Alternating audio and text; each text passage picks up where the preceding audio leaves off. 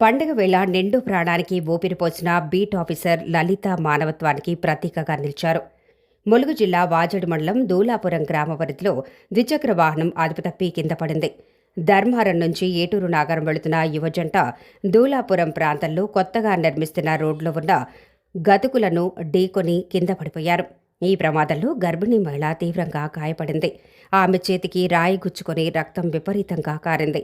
అదే సమయంలో అటుగా వెళుతున్న దూలాపురం రేంజ్ బీట్ ఆఫీసర్ లలిత సంఘటనా స్థలాన్ని గమనించి వెంటనే స్పందించారు.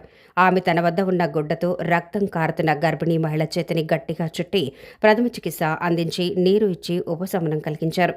108 అంబులెన్స్ వచ్చేంత వరకు వేచి ఉండటం ప్రమాదకరం అని భావించిన లలిత అటుగా వెళుతున్న కారును ఆపి వెంటనే గర్భిణీ మహిళను నాగారం దవాఖానకు పంపించారు. ఈ ఘటనను చూసిన గ్రామస్తులు బీట్ ఆఫీసర్ లలిత మానవత్వానికి ప్రశంసల జల్లులు కురిపిస్తున్నారు.